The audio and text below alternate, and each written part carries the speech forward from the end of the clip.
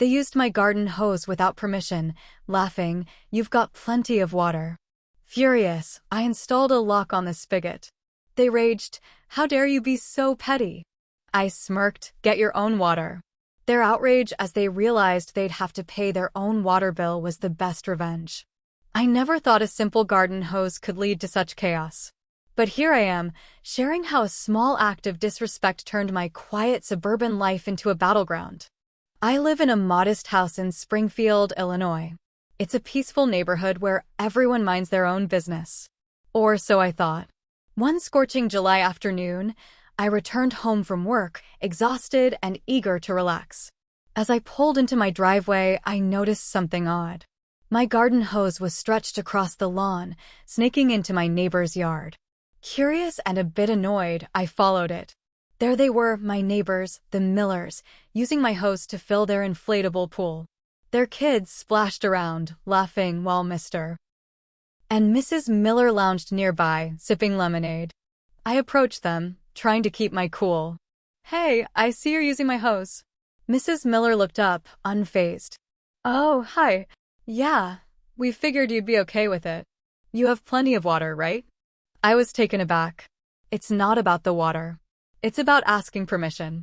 Mr. Miller chuckled. "Come on, don't be so uptight. It's just a hose." I clenched my jaw. "I'd appreciate it if you asked next time."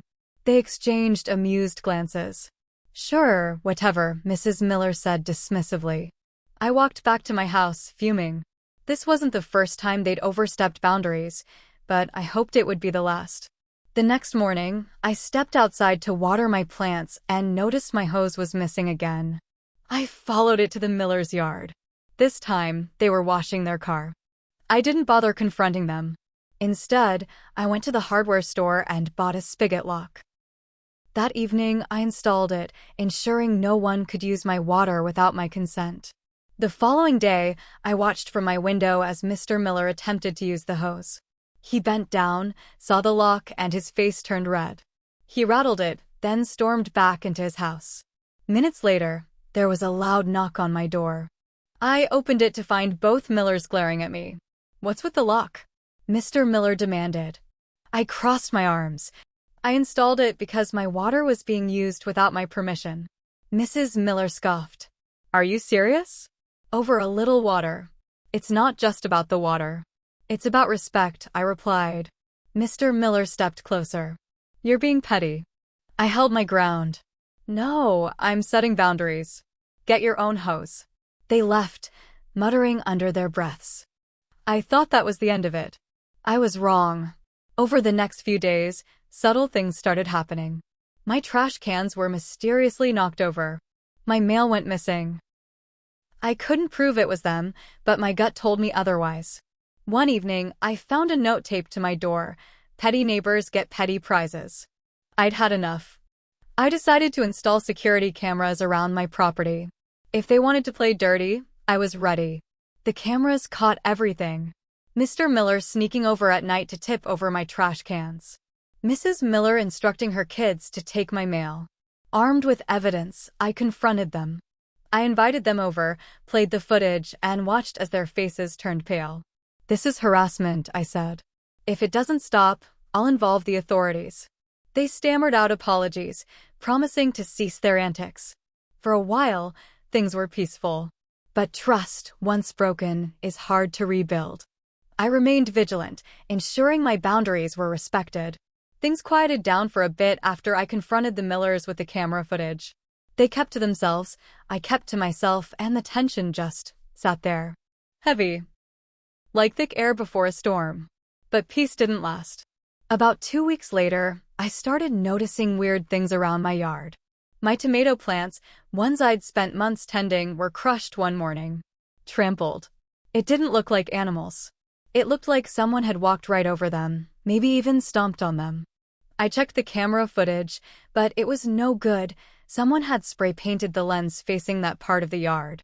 Just that one camera. Nothing else touched. That night, I couldn't sleep. I sat in the dark, watching the live feed from the cameras. Nothing happened. Next day, I cleaned the lens, backed up all the footage, and set up motion-activated lights. I didn't say anything to the Millers. Not yet. But then the real crap started. One Saturday morning, I got a knock on my door. It was a city worker, clipboard in hand. "Morning," he said. "We got a report that you're illegally diverting water and overusing it. Need to take a quick look at your setup." I blinked. "What?" "Someone filed a complaint," he said. "Said you might be tapping into public lines or your neighbors. We just need to verify." I let him look. Of course, everything was legal. No leaks, no tampering. Just one spigot locked, like always. He left, saying, "Sorry, happens sometimes. Neighbors get weird." I knew who filed that complaint. Still, I didn't do anything. Then came the worst part. Late one night, maybe around 2 a.m., my motion lights flicked on. I was already awake, nerves shot. I checked the live feed. There was someone in my yard. Hood up, gloved hands, trying to rip my camera down. I grabbed my phone, called the cops, and ran outside with a flashlight. The figure saw me, dropped something, and took off through the trees between our yards. Cops came, looked around, took a report. I showed them the video. It wasn't the clearest, but you could tell it was a man. Same build as Mr. Miller. They couldn't do much. No clear ID. No arrest. What the person dropped? A half-full can of black spray paint. Same type used on my lens before. I replaced the damaged camera the next day, added 2 more, and installed backup battery packs. I wasn't just watching anymore. I was documenting everything. Time-stamped, cloud-stored, triple backed up. And I didn't keep quiet anymore either. I told the neighborhood Facebook group. I posted screenshots. I made a detailed post, laying out everything from the hose incident to the garden destruction to the police visit. People started whispering. Some defended me. Some didn't want to get involved. But it didn't matter. Because now the Millers knew I wasn't backing down, and that's when they upped the game. They started acting nice. Mr. Miller waved at me every morning. Mrs. Miller brought over some brownies one afternoon, claiming we got off on the wrong foot. Their kids even drew me a crayon picture of a garden with "sorry" scrawled across the top. I didn't trust any of it. And I was right not to. Because the day after I threw away those brownies, not stupid enough to eat anything from them, I found nails scattered all over my driveway. Dozens of them. The kind that flattened tires. I stepped over them carefully, grabbed a magnet stick, and picked them all up. 2 tires still got punctured. I replaced them. No note, no witness, nothing I could prove. But the message was clear. This wasn't over. This wasn't about water anymore. This was a war. And I wasn't done fighting. The next twist didn't come in the form of another prank or sabotage. It came in the mail. A letter from the Homeowners Association. Now, I've lived in this neighborhood for 8 years. I've never had a single issue with the HOA. I mow my lawn, paint my fence, don't blast music, don't host wild parties. Hell, I'm probably the most boring guy on the street. So when I opened a thick envelope with a warning citation and a fine of $250, I felt my chest tighten. The violation? Inappropriate external surveillance equipment not in line with community aesthetics. They were talking about my security cameras. I called the HOA office immediately, demanding clarification. A woman answered, polite but distant. "Sir, we've received multiple complaints that your cameras are pointing into other people's property. That's a privacy issue." "That's not true," I snapped. "They're angled at my own yard. You can come check." "We've scheduled a review," she replied. "You'll be notified." I already knew who complained. I didn't even need to ask. The Millers were trying to weaponize the HOA against me. I went back and checked the camera angles again. All legal. All within my yard. I even printed screenshots and got time-stamped footage showing the exact scope of every single camera. But it didn't matter. The next week, another citation showed up. Yard disorder this time.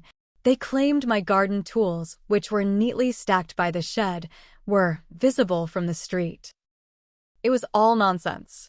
They were trying to exhaust me with petty complaints. Death by 1,000 paper cuts.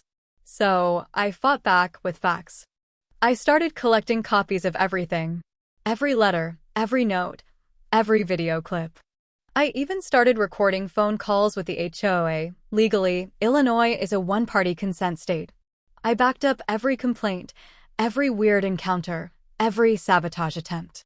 I even wrote down dates and times of conversations with neighbors who'd seen the Millers acting suspiciously. Then I hired a lawyer. He wasn't cheap, but he was sharp. A local guy with a reputation for handling HOA harassment cases. When I handed him my binder full of evidence, his eyebrows shot up. "You've got more documentation than most people bring after 6 months of litigation," he said. I just nodded. "I've had time." He sent the HOA a formal notice, demanding the fines be dropped and future communications go through his office. He also mentioned potential legal action for harassment and failure to maintain a fair review process. That got their attention. The next citation? Disappeared. The camera issue? Suddenly under further review. I didn't stop there. Turns out, Mr. Miller had a side business. He rented out his basement apartment illegally on weekends through a short-term rental site.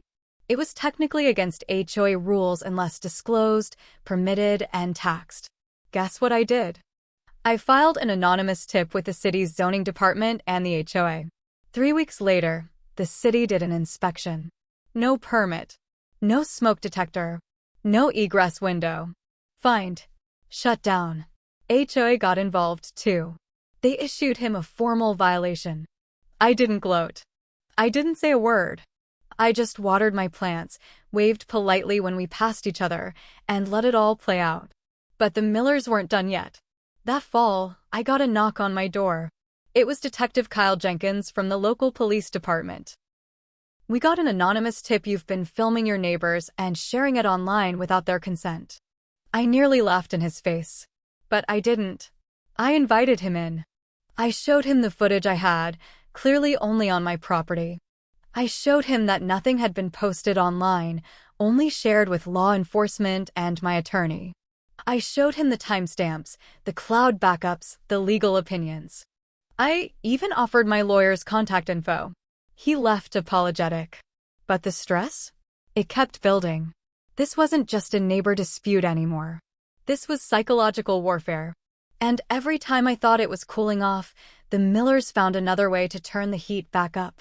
Then something strange happened. Mrs. Miller disappeared. No more backyard coffee. No more passive-aggressive waves. Mr. Miller was out there alone every day, looking irritated and tired. For 2 weeks, she didn't show her face. Then I saw the U-Haul. She was leaving. Boxes stacked. Furniture loaded. The kids, sullen and quiet, sitting on the curb with tablets in their hands. I stayed silent, watching from my window. Mr. Miller stayed. Alone. Whatever happened between them, I wasn't sure. But something cracked. That night, around midnight, I got an alert. Motion in the backyard. I checked the cameras. It was Mr. Miller. Standing there, staring at my house. Not moving. Just staring. He stayed like that for 10 minutes. Then he walked off into the darkness.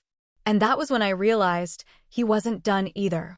I thought I was ready for anything, but I wasn't ready for what came next. A week after that late-night stare down, I got another letter, this time not from the HOA, not from the city, from a lawyer. Mr. Miller had filed a civil harassment complaint. Claimed I was stalking him, filming him constantly, destroying his life, and even driving a wedge between him and his wife. I stood in my kitchen, letter in hand, heart pounding. He wanted a restraining order. My lawyer wasn't surprised. "This is desperate," he said. "He's flailing." But I was tired. I hadn't slept well in months. The constant stress, the waiting, the watching. I wanted this nightmare over. We went to court. I showed everything. The footage. The letters. The screenshots of the online booking for his illegal rental. The footage of him trying to damage my property. I even showed the clip of him standing in my yard at midnight, doing nothing but stare. The judge took one look at that and asked, "And he's claiming you're the one harassing him?" The case was tossed out. But Mr. Miller didn't take it well. That same night, my doorbell rang. I opened it cautiously. There he was. Slouched, reeking of booze. "You happy now?" he slurred. "You win." You broke my family. You turned the whole neighborhood against me. I didn't say anything. I know what you're doing, he muttered. You're just as twisted as me. And he turned and walked off into the night. The next morning, my security cameras were all dead. Every one of them. Power cords cut. The boxes smashed. But that wasn't all. Spray paint on my garage door in huge black letters. Petty wins nothing. I called the cops. Filed another report. I gave them the footage from a separate hidden trail cam I'd installed behind my shed. Thank God I did. It caught Mr. Miller in the act. This time, he was arrested. Charged with vandalism, destruction of private property, and trespassing.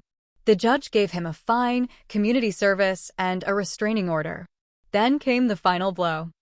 I filed a small claims lawsuit for damages. Between the cameras, the tires, the spigot, the mail interference, and legal fees, it added up. The judge ruled in my favor. He owed me over $4,000. But here's the truth, I didn't feel good.